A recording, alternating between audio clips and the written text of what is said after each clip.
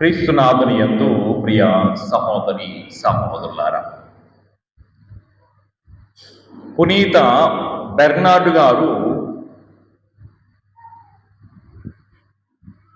తన ఆశ్రమమునకు గుర్రము మీద వెళుతూ ఉన్నాడట. గుర్రము మీద వెళుతూ ఉంటే ఒక చోట ఆ గుర్రమును ఆపి అక్కడ కొద్దిసేపు నిల్చొని సేద తీర్చుకోవడానికి ప్రయత్నం చేశాడు.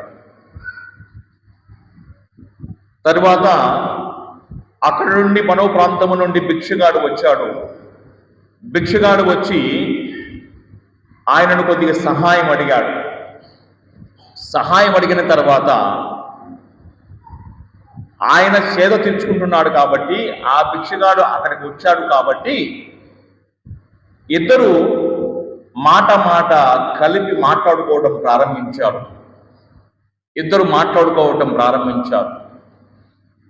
అలా మాట్లాడుకుంటూ వారి ప్రార్థనా జీవితాన్ని గురించి ఒకరొకరు చెప్పుకుంటూ ఉన్నారు, ముచ్చటించుకుంటూ ఉన్నారు. పునీత బెర్నార్డ్ గారు అన్నారట, అయ్యా, నేను ప్రార్థన చేస్తూ ఉంటే శోధనలు ఎక్కువ వస్తున్నాయి అన్నాడట.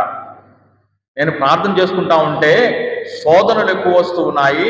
నేను ప్రార్థన చేసుకుంటూ ఉంటే కాన్సన్ట్రేషన్ లేదు. నేను ప్రార్థన చేసుకుంటూ ఉంటే నేను నిలకడగా ప్రార్థన చేయలేకపోయాను. నేను ప్రార్థన చేస్తూ ఉంటే నా ప్రార్థన భయము కలిగినటువంటి ప్రార్థన లేదు. నేను ప్రార్థన చేస్తూ ఉంటే ఆ ప్రార్థన దేవుడు వింటాడో లేదో అని అపనమ్మకం ఏర్పడుతూ ఉంది అని చెప్పేసి తన భావమును పునీత బెర్నార్డ్ గారు అక్కడ ఉన్నటువంటి భిక్షగాడితో చెప్పాడట. అప్పుడు తిరిగి భిక్షగాడు అన్నాడట, అయ్యా, నా ప్రార్థన గట్టిది, దేవుడు నా ప్రార్థన వింటాడు, దేవుడు నా ప్రార్థన ఆలకిస్తాడు, దేవుడు ఖచ్చితంగా నా ప్రార్థన ఆలకిస్తాడు, నేను ఎప్పుడు కూడా ప్రార్థన చేసుకుంటూనే ఉంటాను అని చెప్పేసి అన్నాడట. సరే, నీవు డిస్టర్బెన్స్ లేకుండా ప్రార్థన చెయ్యి, నీవు ఎటువంటి డిస్టర్బెన్స్ లేకుండా, అంటే నీవు శోధనకు లొంగకుండా ప్రార్థన చెయ్యి, ఇదిగో ఈ ఖరీదైనటువంటి గుర్రమును నీకు ఇస్తాను, అని చెప్పేసి పునీత బెర్నార్డ్ గారు అతనితో చెప్పాడట. చెబుతానే, సరేనయ్యా, నేను ప్రార్థన చేస్తానని చెప్పేసి ప్రార్థనలో ఏకమయ్యారు. ప్రార్థన చేసుకుంటూనే ఉన్నారట. ఆయన మొదటగా ప్రార్థన చేసేటప్పుడు ఆయనకు దేవుని యొక్క భక్తుడు, దేవుని నమ్మిన వాడట ఆ భిక్షగాడు కూడా. పరలోకమందున్న మా తండ్రి, మీ నామము పూజింపబడును గాక, మీ రాజ్యం వచ్చును గాక అన్నాడట. అని సరే, గుర్రము తెల్లదా నల్లదా చూద్దామని చెప్పేసి కళ్ళు తెరిచాడట. గుర్రము తెల్లదా నల్లదా అని చెప్పేసి కళ్ళు తెరిచి చూశాడట. మళ్ళా తర్వాత వచ్చేసి మీ నామము పూజింపబడును గాక, మీ రాజ్యం, అలా ప్రార్థన చేసుకుంటూ మళ్ళా వచ్చాడట. మళ్ళా వచ్చేసిన తర్వాత గుర్రము ఎంత ఉందో ఒకసారి చూద్దాం అనుకుని చెప్పేసి కళ్ళు తెరిచి చూశాడట. మళ్ళా మూడవసారి మళ్ళా ప్రార్థనలో మళ్ళా కళ్ళు మూసుకొని మళ్ళా ప్రార్థన చేయటం ప్రారంభించాడట. మళ్ళా ప్రార్థన చేసేస్తూ ఈ యొక్క గుర్రం మీద జీను ఉంది కదా, జీను ఎంత ఖరీదైనదో చూద్దామని చెప్పేసి మళ్ళా కళ్ళు తెరిచాడట. అలా ప్రారంభము నుండి చివరి వరకు తను ప్రార్థనలో ఏకం కాలేకపోయాడు, ప్రార్థనలో లీనం కాలేకపోయాడు, ప్రార్థనలో ఏకీభవించలేకపోయాడు, ప్రార్థనలో ఉండలేకపోయాడు, ప్రార్థనలో దేవుణ్ణి తలంచుకునే తలంపు లేదు. ఈ ప్రార్థన చేసుకునేటప్పుడు అతని గుర్రము మీదనే తన యొక్క ఆలోచన అంతా కూడా ఉండిపోయింది. ప్రియ సహోదరి సహోదరులారా, ఒక మాట, మనమందరము కూడా ప్రార్థన చేసుకోవడానికే వస్తాం ఇక్కడికి. మనమందరము కూడా ప్రార్థన చేసుకోవడానికి వస్తాం, మనమందరము కూడా వాక్యమును వినడానికి వస్తాం. కానీ ఇక్కడ ఏం జరుగుతూ ఉందంటే, ఈ వాక్యము నా గురించేనా అని ఒక ఆలోచన అయిపోయింది. అప్పుడు ఏమవుతుందంటే, నీ భక్తి అనేది పక్కకు పోతూ ఉంది. అప్పుడు ఏమవుతుందంటే, నీ విశ్వాసం అనేది పక్కకు పోతుంది. అప్పుడు ఏమవుతుందంటే, నీవు నీ ప్రార్థనలో దేవునితో ఏకం కాలేవు, నీ ప్రార్థనతో దేవునితో సంబంధం కలిగి ఉండలేవు, నీ ప్రార్థనతో దేవునితో ఏకం కాలేక ఇది నా కోసమేనా, ఇది నాదేనా అని ఆలోచనలు పడిపోతా ఉంటాం. ప్రియ దేవుని బిడ్డలారా, సహోదరి సహోదరు, ఒకసారి ఆలోచించుకుందాం. ఈరోజు మనం గమనించినట్లయితే మొదటి పట్టణాన్ని గమనిద్దాం. అమాలేకీయులు అందరూ కూడా ప్రియ సహోదరి సహోదరులారా ఇశ్రాయేలు ప్రజలందరినీ కూడా మోషే నాయకత్వంలో దేవుడు నడిపిస్తుంటూ వారిని కానాను దేశమునకు తీసుకుని పోతూ ఉన్నారు. అది వారికి ఒక తీర్థయాత్ర. ఆ తీర్థయాత్రకు పోతూ ఉన్నారు. అంటే ఈ యాత్రకు పోయేటప్పుడు ప్రియ సహోదరి సహోదరులారా వారికి అనేక ఆటంకాలు వస్తూ ఉన్నాయి, వారికి అనేక తలంపులు వస్తూ ఉన్నాయి, అనేక ఆ తెగలు వారిని ముట్టడిస్తూ ఉన్నారు, అడ్డుకుంటూ ఉన్నారు ఈ యొక్క వారందరిని కూడా ఇశ్రాయేలు ప్రజలను. అలా వారు పోతూనే ఉంటే ప్రియ సహోదరి సహోదరులారా చాలా మంది ఆ కానాను దేశమునకు పాలు తేనెలు దొరికే దేశమునకు పోతూ ఉంటే చాలా మంది అడ్డగిస్తున్నారు. ఎందుకు అడ్డగిస్తూ ఉన్నారంటే కారణం ఏంటంటే ఇదిగో ఈ యొక్క గుంపంతా వచ్చి ఈ ప్రజలందరూ వచ్చి ఈ యొక్క మా ఊరి మీద పడితే, లేకపోతే మా ప్రాంతం మీద పడిపోతే, లేకపోతే మా యొక్క ఈ రాష్ట్రం మీద పడిపోతే, లేకపోతే ఈ యొక్క ప్రదేశం మీద పడిపోతే ఏమవుతుందంటే వీళ్ళందరూ కూడా మా యొక్క ప్రదేశమును వశము చేసుకుంటారేమని ఆందోళన పడిపోతూ ఉన్నారు. అందుకనే ఇశ్రాయేలు ప్రజలు నడుచుకుంటూ పోతూ ఉంటే కానాను దేశమునకు వారిని అడ్డగిస్తూ ఉన్నారు అందరూ కూడా. అలా అడ్డగించుకుంటూ పోతూ ఉంటే వారికి ఏమైందంటే అమాలేకీయులు అనే ఒక తెగ అడ్డం వచ్చింది.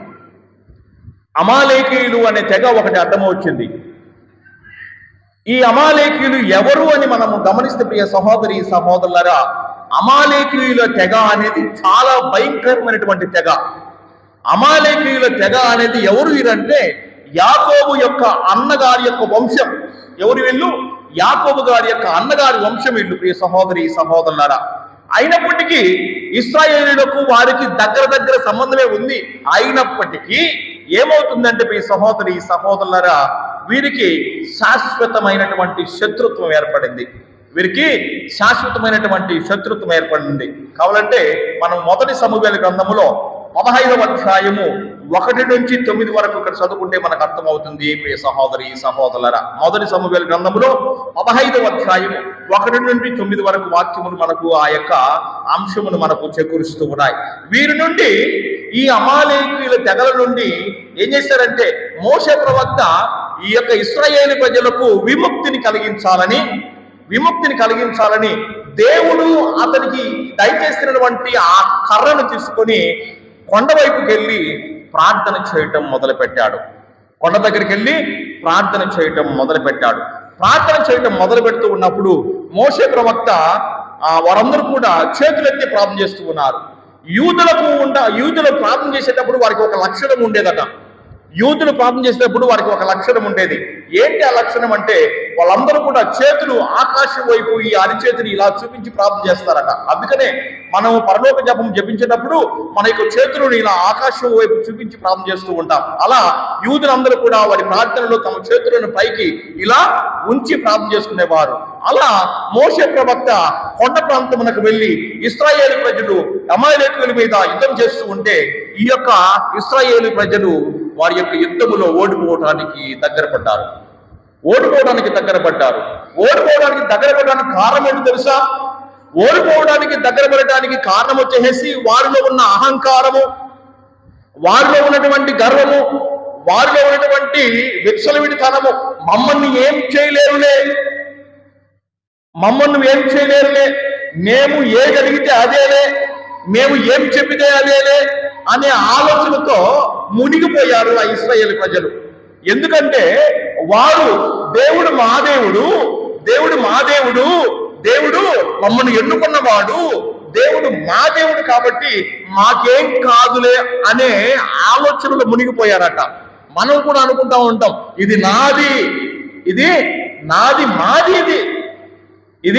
మాది అనే ఆలోచనలో పడిపోతా ఉంటాం. దేవుడు మా దేవుడు అనే ఆలోచనలో ఇశ్రాయేలు ప్రజలు ఏ విధంగా అయితే కూరుకొని పోయి వారు వారి యొక్క గర్వాన్ని తగ్గించుకోలేదు, వారి యొక్క అహంకారాన్ని తగ్గించుకోలేదు, వారికి ఉన్నటువంటి ఆ దుష్ప్రచారమును ఆలోచించుకోలేదు, వారిలో ఉన్నటువంటి ఆ యొక్క మూర్ఖపు బుద్ధిని తగ్గించుకోలేదు. వారిలో ఉన్నటువంటి ఆ యొక్క దుష్ప్రచారము ఆ మూర్ఖపు బుద్ధి తగ్గించుకుంటే వారు గెలిచని వారేమో. కానీ ప్రియ సహోదరి సహోదరులారా ఆ ఆలోచన తగ్గించుకోకుండా మేము ఇన్ని తెగలను జయించుకుంటే మీ తెగ కాడికి వచ్చాము, మీ తెగ ఎంతలే అని అనుకున్నారట. మీ తెగ ఎంతలే అనుకొని ఆ యొక్క అమాలేకుల తెగ మీద యుద్ధం చేస్తూ ఉంటే ఇశ్రాయేలు ప్రజలు ఓడిపోవడానికి దగ్గర పడ్డారు. ఓడిపోవడానికి ఎప్పుడైతే దగ్గర పడ్డారో అప్పుడు ఈ సహోదరులారా మోషేకు భయం కలిగింది. Praise Lord, praise Lord, praise Lord. మోషేకు భయం కలిగింది. దేవుడు నాకు అప్పగించినటువంటి ఈ ఇశ్రాయేలు ప్రజలు ఎక్కడ ఓడిపోతారేమో, ఏం చేస్తారేమో, ఎలాంటి ఆలోచనలు ఉండిపోతారేమో అనే భయం కలిగింది. ఆ భయముతోటి మోషే ప్రవక్త చేతులు దించకుండా ప్రార్థన చేయడం ప్రారంభిస్తూ ఉన్నాడు. చేతులు దించకుండా ప్రార్థన చేయడం ఎంతసేపు చేతులు పైకి పెడతాం, ఎంతసేపు చేతులు పైకి పెడతాం. ఇక్కడ మనం ప్రార్థన చేస్తుంటే అమ్మ చేతులు ఎత్తి ప్రార్థన చేయండి అంటే చేతులు అందరి కిందనే ఉంటాయి, ఎవరి పై ఉండవు. అంటే చేతులు నొప్పులు, చెయ్యి నొప్పులు. వారికి కూడా మోషే ప్రవక్త కూడా నొప్పి కలిగింది. ఆ చేతులు దించుతూ ఉన్నాడు. దించితే ఓడిపోతారు అనే భయము ఆయనలో కలిగింది. ఆ భయం కలిగి ఆయన ఒకటే విధంగా ప్రార్థన చేస్తూ ఉన్నారు. దాన్ని గమనించినటువంటి అక్కడ ఉన్నటువంటి వాళ్ళు ఏం చేశారంటే మోషే ప్రవక్త చేతులకు రాళ్ళు కట్టారు, గట్టిగా కట్టెలు కట్టేసి అవి దించకుండా అలాగనే ఉండాలి కదా అని చెప్పేసి అలాగనే పెట్టారు. నీ ప్రార్థనలో మొండితనం ఎక్కడ? నీ ప్రార్థనలో నిజాయితీగా ఉన్నటువంటి ప్రార్థన ఎక్కడ? నీకు విశ్వాసం ఉండే ప్రార్థనకు వస్తూ ఉన్నావు, విశ్వాసం ఉండే దేవుని సన్నిధికి వస్తూ ఉన్నావు, విశ్వాసం ఉండే దేవుని ప్రార్థన చేసుకుంటున్నావు. కానీ నీ ప్రార్థనలో భయం లేదు, దైవ భయం లేదు నీలో. అందుకనే విడిగా మాట్లాడతాం, అందుకని ఎలా అంటే అలా ప్రవర్తిస్తాం, అందుకనే మన ఇష్టం ఆలోచన విధంగా ఎలా అంటే అలా మారిపోతాం. ఎందుకంటే దైవ భయము నీలో లేదు. దైవ భయము నీలో ఉంటే కోటేశ్వరుడు కూడా దేవుని దగ్గరికి వచ్చి మోకాలు వేస్తాడు. దైవ భయం నీలో ఉంటే ఏం చేస్తామంటే పెద్ద వాడు కూడా దేవుని దగ్గరకు వచ్చి మోకాలు అమ్ముతాడు. భయం నీలో ఉండిగిన జగన్మోహన్ రెడ్డి ఆయన సీఎంగా ఉన్నప్పుడు వచ్చి తల వంచి ఆశీర్వాదం తీసుకున్నాడు. దేవుని భయం, దేవుడు ఏం చేస్తాడో ఎక్కడ ఏం చేస్తాడో అని చెప్పేసి. అందుకనే దానియేలు ప్రవక్తను సింహాల వేసినటువంటి నెబుకద్నెజరు రాజు ఏం చేశాడో తెలుసా? నెబుకద్నెజరు రాజు దానియేలు ప్రవక్తను సింహాల వేసాడు, వేసి శిక్షించాడు, వేసి ఆయనను కట్టిపడేశాడు, వేసి ఆయనను బంధిస్తే దానియేలు ప్రవక్త ఏం చేశాడంటే ప్రార్థన చేశాడు, భయంతో ప్రార్థన చేశాడు. ప్రాణం ఎక్కడ పోతుందో అని భయంతో ప్రార్థన చేశాడు. భయము కలిగిన ప్రార్థన, దైవ భయము కలిగిన ప్రార్థన నిన్ను రక్షిస్తుంది. Praise Lord, praise Lord, praise Lord. దైవ భయము కలిగిన ప్రార్థన రక్షిస్తుంది, గుర్తుపెట్టుకో. ఆ ప్రార్థన ఆయన చేస్తే నెబుకద్నెజరు రాజును ఆయన లోపల వేసినటువంటి దానియేలు ప్రవక్త ప్రార్థన చేసేసి ఆ సింహాలు కూడా ఓడిపోయాయి. అంటే దైవ భయము కలిగినటువంటి దానియేలు ప్రవక్త ప్రార్థన చేసేస్తే సింహాలు కూడా ఓడిపోయాయి. గుర్తుపెట్టుకో, సింహాలు కూడా ఓడిపోయాయి. అంతటి క్రూరత్వము కలిగినటువంటి నెబుకద్నెజరు రాజు ఏం జరిగింది తెలుసా? 7 సంవత్సరాల తర్వాత ఆ యొక్క సేవకుణ్ణి నిర్దాక్షిణంగా మాట్లాడినటువంటి ఆయన ఏమైనా తెలుసా? 7 సంవత్సరాల తర్వాత ప్రాకుతూ గడ్డి తిన్నాడు, భూమి మీద ప్రాకుతూ గడ్డి తిన్నాడు. గుర్తుపెట్టుకో. ఏమైంది? నెబుకద్నెజరు రాజు సంవత్సరాల కొద్ది భూమి మీద తిండి దొరక్క ఆ యొక్క ప్రవక్తను మాట్లాడి, ప్రవక్తను బంధించి, ప్రవక్తను కష్టపెట్టి, ప్రవక్తను అలా చేసినటువంటి ఆయన 7 సంవత్సరాలు భూమి మీద ప్రాకుతూ గడ్డి తిన్నాడు. నీ యొక్క ఒళ్ళో దేవుని భయం ఉంటే దేవాలయం ఎప్పుడో బాగుపడేది, సంఘము ఎప్పుడో బాగుపడేది, సంఘము ఎప్పుడో వృద్ధి చెందేది. దైవ భయం కోల్పోతున్నావా ప్రియ సహోదరి సహోదరుడా? గుర్తుపెట్టుకో, దైవ భయము కలగాల. అందుకని ఆది కాండములో 18వ అధ్యాయములో అబ్రహాము ప్రార్థన చేస్తూ ఉన్నాడు. ఎలాంటి ప్రార్థన చేస్తూ ఉన్నాడంటే సొదొమ గొమొర్రా ప్రాంతాలన్నీ కూడా నశించిపోతూ ఉన్నాయి. ఆ యొక్క ప్రజల పాపమును చూసినటువంటి దేవుడు ఈ యొక్క సొదొమ గొమొర్రా ప్రాంతాలను నాశనము చేస్తానన్నాడు. అబ్రహాం కూర్చున్నాడు. 8వ వాక్యం చదువుతారా? ఆదికాండము 18వ అధ్యాయము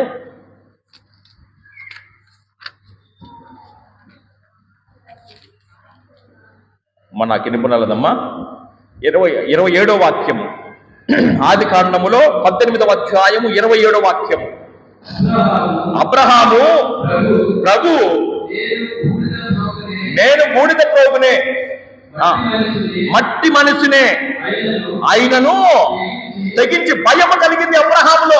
ఆయనను తెగించి అనే వాక్యం మాట్లాడుతున్నా చూడండి. అయ్యా నేను బూడిద ప్రోగునే, మట్టి నుండి వచ్చిన వాడునే తండ్రి, నేను మట్టిలో కలిసిపోయేవాడు, నేను మట్టి మనిషినే. ఆయనను తెగించి అంటే భయము కలిగింది, భయము ఉంది, తెగించి మాట్లాడుతూ ఉన్నాను. అయ్యా దేనికోసం తెగించి మాట్లాడుతున్నాను? మంచి కోసం మాట్లాడుతున్నా. అయ్యా ఈ సొదొమ గొమొర్రా ప్రజలు నాశనం అవుతారయ్యా. అయ్యా దయచేసి ఇక్కడ ఈ ప్రజలు ఇంతమంది ఉంటే ఆ చెడు వారిని పట్టించుకోవద్దయ్యా, కనీసం ఒక్కడు మంచివాడు ఉంటే చాలు. Praise Lord. ఆ ఒక్కడు మంచివాడు ఉంటే ఈ సొదొమ గొమొర్రా ప్రాంతాలను కాపాడుతానయ్యా అని చెప్పేసి దేవుడు అబ్రహాము దేవునితో మాట్లాడాడండి. ప్రియ సహోదరులారా, భయం కలిగి మాట్లాడాడు. ప్రార్థనలో భయం ఉండాలా? భయం ఉంటే ఏమవుతుందంటే జాగ్రత్త పడతాం. బండి ఆత్మకూరు విచారణలో మొదటి సంవత్సరాల్లో అక్కడ విచారణ ఏర్పాటు చేసినప్పుడు విన్సెన్షియన్ ఫాదర్స్ వచ్చారు అక్కడికి. వాళ్ళు అక్కడ విచారణ నడిపిస్తూ ఉన్నారు. కొంతమంది ఉంటారు కదా, ఎవరో ఒకరు ఉంటారు కదా, దైవం ఉన్న చోట దయ్యం కూడా ఉంటుంది. కొంతమంది ఏం చేశారంటే, కొంతమంది ఫాదర్ గారిని రూములో వేసి తాళం వేశారు. రూములో పెట్టి తాళం వేశారు. 2 రోజులు తిండి తీర్థాలు లేవు ఫాదర్ గారికి. 2 రోజులు తిండి తీర్థాలు లేవు. తాళం వేశారు. తాళం వేసేసి లోపలే ఉంచారు. లోపల ఉంచిన తర్వాత ఎవరో ఒకడు, పాపం ఒకడుంటే చాలా అన్నాడు కదా అబ్రహాము, ఎవడో ఒకడు మంచివాడు ఉంటాడు కదా, ఆ మంచివాడు వచ్చి తాళం తీశాడు. పాపం తాళం తీసేసి ఆ ఫాదర్ గారికి 2 రోజులు అన్నం లేకుండా ఉంటే అన్నం పెట్టాడు, చూశాడు, చేత తెచ్చాడు, దగ్గర ఉన్నాడు. ఫాదర్ గారు అక్కడి నుంచి ట్రాన్స్ఫర్ అయిన తర్వాత ఏ గ్రామములో నుంచి అయితే ఫాదర్ గారిని బంధించారో, నమ్మండి నమ్మకపోండి, విశ్వసించండి విశ్వసించకపోండి, ఎవరైతే ఫాదర్ గారిని బంధించారో ఆ గ్రామములో వరుసగా 8 మరణాలు సంభవించాయట. 8 మరణాలు సంభవించాయి. 8 మరణాలు సంభవించిన తర్వాత ఇది దేవుని శాపమేమో, ఇది దేవుని వల్ల మేము భయము కలిగి ఉండలేదేమో అని చెప్పేసి గ్రహించినటువంటి ప్రజలు ఫాదర్ను తీసుకుని వచ్చేసి అదే విచారణకు ఆయన పాదాలు ఒక పల్లెములో కట్టి పెట్టేసి నీళ్లు పోసి కడుగి, అయ్యా పాపం చేశాము అని చెప్పేసి పాప సంకేతం చేశారట. భయం కలగాల. దేవుని భయం ఎప్పుడైతే కలుగుతుందో లోపలికి వచ్చిన నీవు మర్యాదగా దేవుని సన్నిధానంలోకి వచ్చి ప్రార్థన చేసుకుంటావు. ఎందుకంటే దేవుని భయం నీలో ఉంది కాబట్టి. ఆ దేవుని భయం లేనప్పుడే మనలలో లేనిపోని ఆలోచనలు వస్తాయి. దేవుని భయం లేకుండా ఉంటే, దేవుడు నాతో మాట్లాడుతున్నాడు ఈ యొక్క వాక్యాన్ని, ఈ రోజు నాకు ఈ యొక్క వాక్యం నువ్వు అనుకుంటే ఈ యొక్క వాక్యం ద్వారా నీ యొక్క జీవితాన్ని మార్చుకో. అది కానీ కక్ష పెంచుకోవటము, లేకుంటే దేవుడు నాతో మాట్లాడుతున్నాడనే ఆలోచన నీకు ఎందుకు రాకుండా పోతూ ఉంది, అది ఆలోచన చేసుకోవాలి కదా. దేవుడు మీతో మాట్లాడుతున్నాడు కదా ఈ ఒక వాక్యం ద్వారా. దేవుడే కదా స్వయంగా మాట్లాడేది. దేవుడు స్వయంగా మాట్లాడుతున్నాడు కదా. ఆదికాండము 28వ అధ్యాయము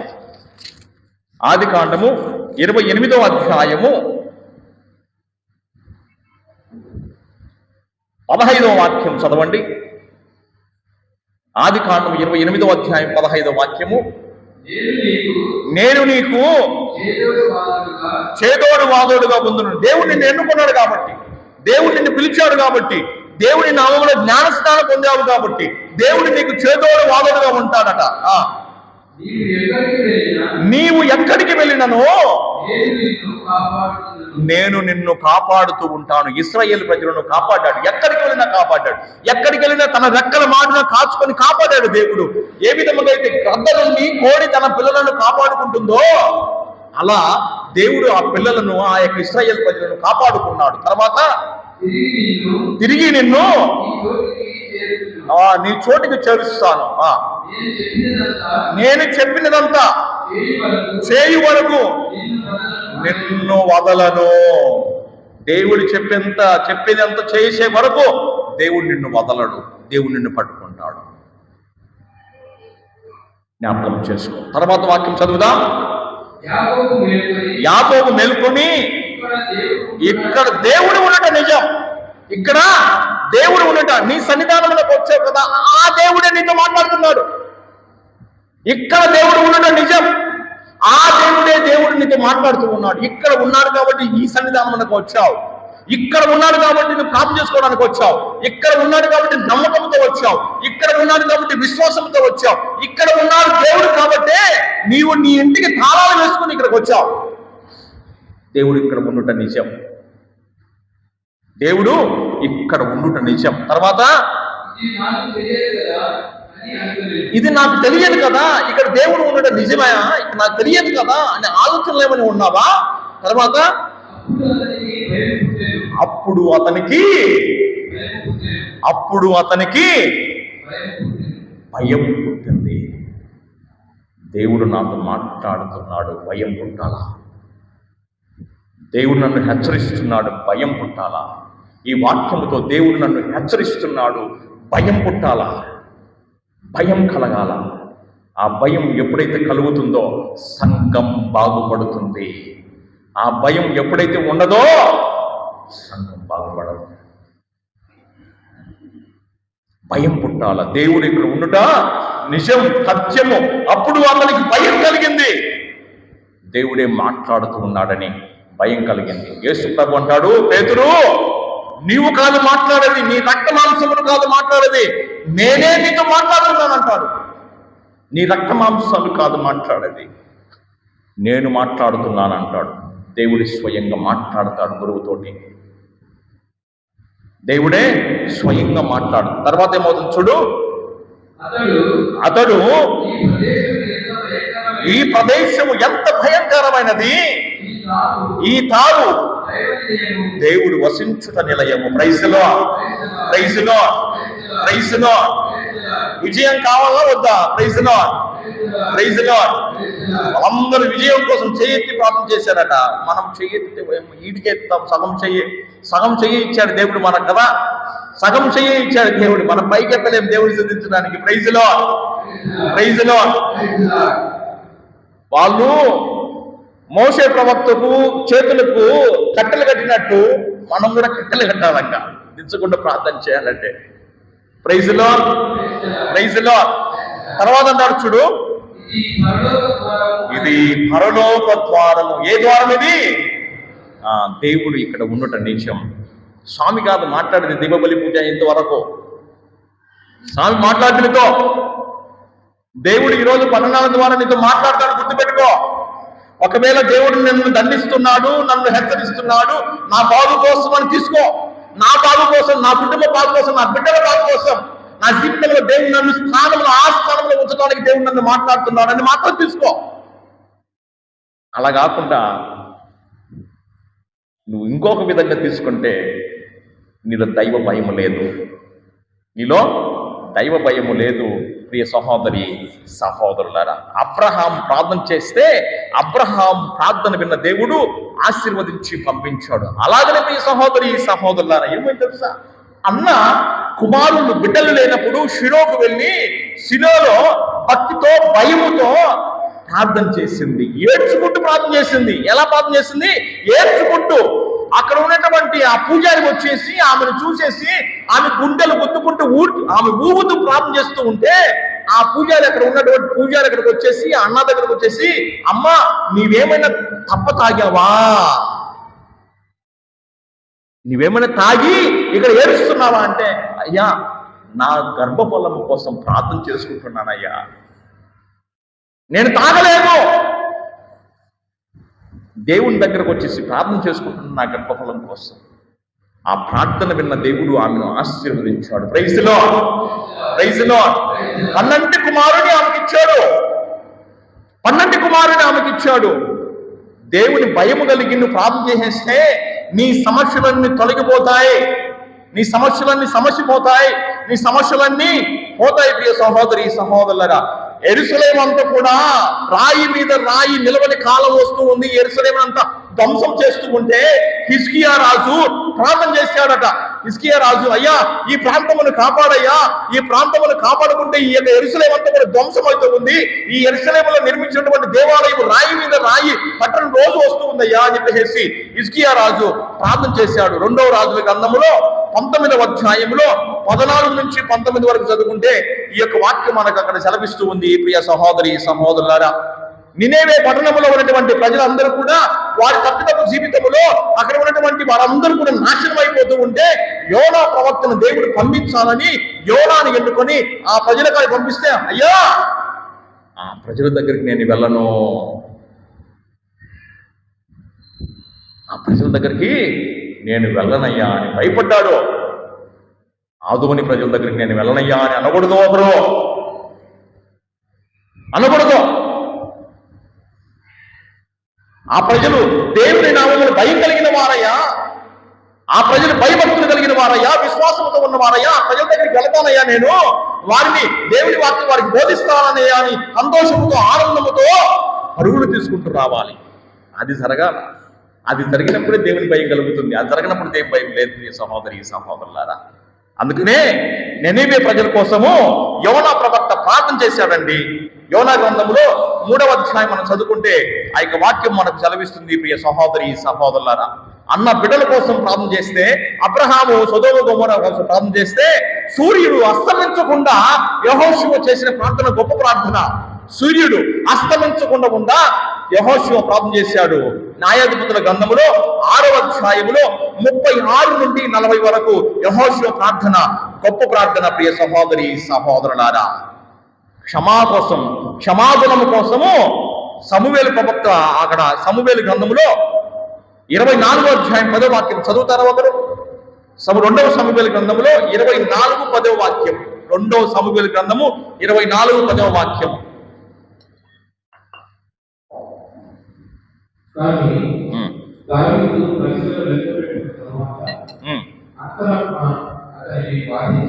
అంతరంగమున బాధించను అతడు, ప్రభు నేను మహాపాపం. భయం పుట్టిందయ్యా దావీదుకు. దేవుడు నన్ను ఎక్కడో ఏం చేస్తాడని భయం పుట్టింది. అందుకని అయ్యా నేను పాపాత్ముడనయ్యా అని చెప్పేసి వేడుకుంటున్నాడు. నా అపరాధములను మన్నింపుము. ఎట్టి పని తెలివి మాలిన పని చేశానయ్యా నేను. అనుకుంటావా ఒకడన్నా ఇక్కడ? అనుకుంటావా ఒకరమన్నా? తెలివి మాలిన పని చేశానయ్యా నేను, తెలివి తక్కువ పని చేశానయ్యా, తెలివి తక్కువగా మాట్లాడానయ్యా, తెలివిగా ఉపయోగించలేకపోయానయ్యా నేను అనుకుంటాము ఒకరమన్నా? ఓ ఆడనుకుంటామండి, ఏమ్మా నేను పెద్దోడిని కదా, నా తెలివి గురించి నన్ను మాట్లాడతారా? ప్రశ్న వేసుకుందామండి, ప్రశ్న వేసుకుందాం. ఈ తిట్లు కాదమ్మో, హెచ్చరికలు మాత్రమే, ప్రసంగం మాత్రమే, తిట్లు కాదు. తిట్లు మాత్రం అనుకోవాలి. తిట్లు కాదు ఇవి. తిట్లు ఎందుకైతే ప్రశ్నించుకున్నాడు ఆయన.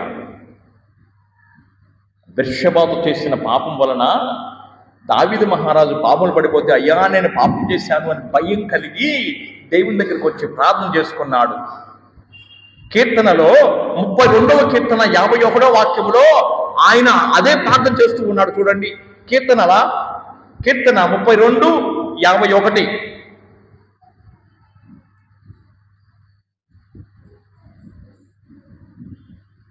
కీర్తన 32 51. సరే, వర్షం కొరకు ప్రార్థన, ఏలియా ప్రార్థన చూడండి. మొదటి రాజుల గ్రంథములో వర్షం కొరకు చేసిన ప్రార్థన చూడండి. వర్షం కొరకు చేసిన ప్రార్థన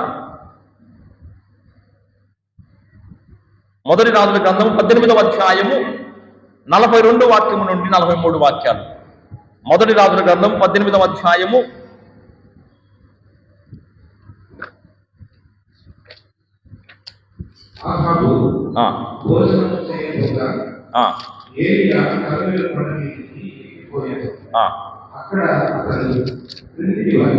క్రిందికి వంగి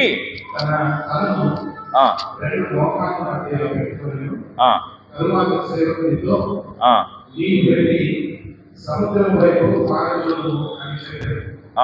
సేవకుడు వెళ్ళి తిరిగి వచ్చి నాకేమీ కనిపించలేదని అతనిని 7 పర్యాయములు అక్కడే పంపాడు. కానీ సేవకుడు 7వసారి తిరిగి వచ్చి సముద్రం మీద నుండి మూడినంత మబ్బు పైకి లేచున్నది అని చెప్పాడు.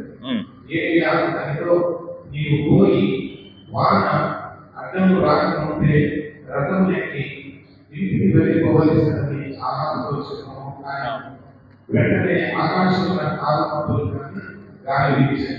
అక్కడ గాలి వీచి వర్షము కురించని చెప్పేసి అక్కడ మనకు వాక్యం సెలవిస్తున్నాడు. ప్రార్థన భక్తితో విశ్వాసముతో భయం కలిగి చేస్తే దేవుడు ఖచ్చితంగా ఆస్వాదిస్తాడు. 32వ కీర్తనలో మొదటి వాక్యము నుండి, నేను మిస్కోటెడ్ చేశాను. 32వ కీర్తన మొదటి వాక్యము నుండి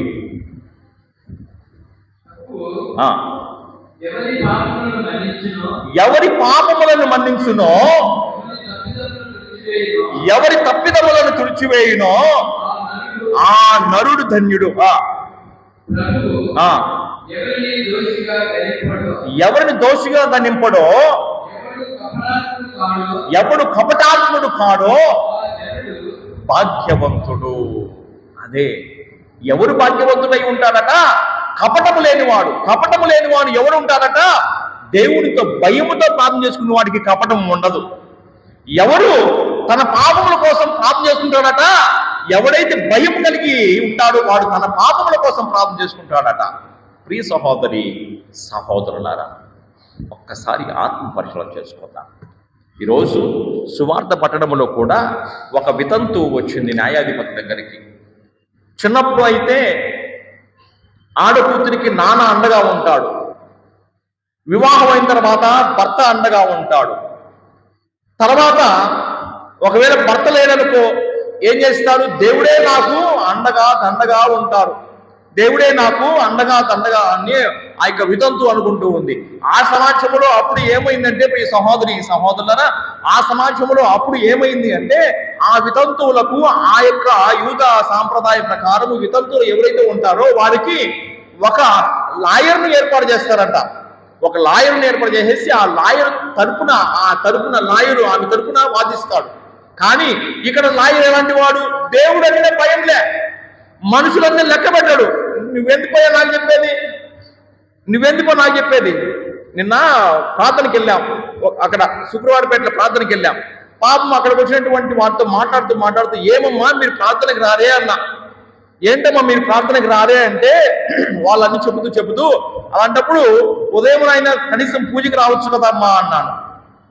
ఒక ఆయన వెనకలుండి డ్యూటీకి వెళ్తామని వాళ్ళంటే వెనకున్నటువంటి ఆయన పొద్దున్నే డ్యూటీకి వెళ్తామమ్మా, పొద్దున్న పూజకి రావచ్చు కదా అని ఒక మాట అన్నాడు. అంటానే ఆ కుటుంబం అంతా కూడా ఆయన మీద ఫైరింగ్. నీకేం పని, మాతో నీకేం పని, నువ్వేమన్నా మమ్మల్ని చూసేవాడివే, మమ్మల్ని కాసేవాడివే అని చెప్పేసి చూడండి. ఒకరికి న్యాయం చేయబోయి ఒకరికి మంచి చేయబోతే ఎవరు కూడా సమాజం ఒప్పుకోదు. ఈరోజు ఒప్పుకుంటుందా? ఎవరు ఒప్పుకోరు. నీ గురించి మాకు తెలిసిపోయారంటారు. అలాంటి అతడి దగ్గరికి వెళ్ళి న్యాయం కోసం వెళితే ఆ స్త్రీని పదే తిప్పించుకున్నాడు. బాగా లెక్క చేయలే. దేవుడంటే భయం లేదట, మనిషిలో ఉన్న భయం లేదట. అలాంటి వాడు అడగంగా ఆమె వేడుకుంటే అలాంటి మొండివాడే తనకు న్యాయం చేయాలని ముందుకొచ్చాడు కదా.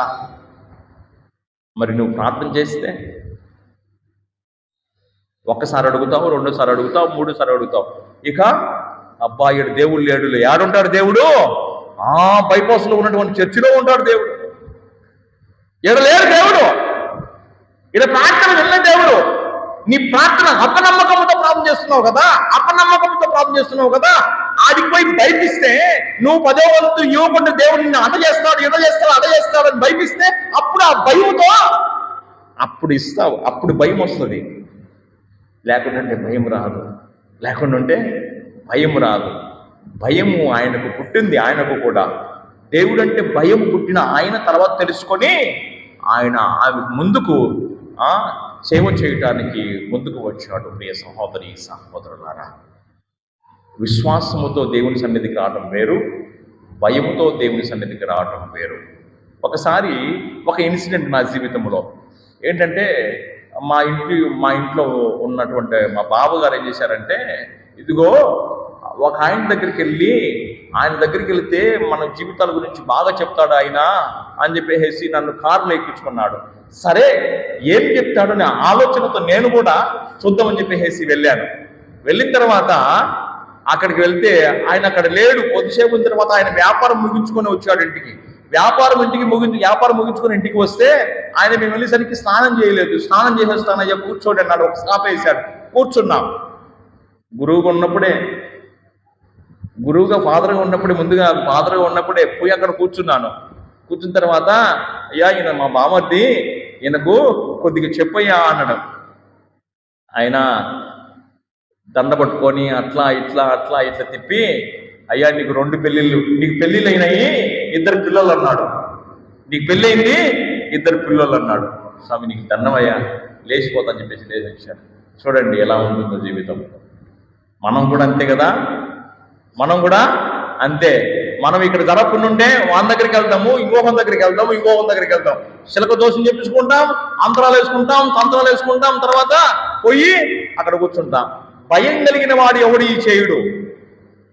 భయం కలిగిన వాడు దేవుని సన్నిధానంలోకి వస్తాడు, దేవుణ్ణే పట్టుకుంటాడు, దేవుణ్ణే అడుగుతాడు. పక్కదారి పట్టావా నీకు ఏమి ఆశీర్వాదం దొరకదు కదా, ఏమి దొరకదు. కాబట్టి వితంతువురాలు ఏ విధంగా అయితే ప్రార్థన చేసి వేడుకొని అడిగిందో, ఏ విధంగా అయితే మోషే చేతులెత్తి ప్రార్థన చేశాడో, భయము కలిగినటువంటి ప్రార్థన చేయి, దేవుడు నిన్ను ఆశీర్వదిస్తాడు. భయం లేని ప్రార్థన అహంకార ప్రార్థన, భయం లేని ప్రార్థన గర్వముతో కూడిన ప్రార్థన, భయం లేని ప్రార్థన దేవుడిని ప్రార్థన వినడు. పైకి లేచి భయముతో ప్రార్థన చేసుకుందాం.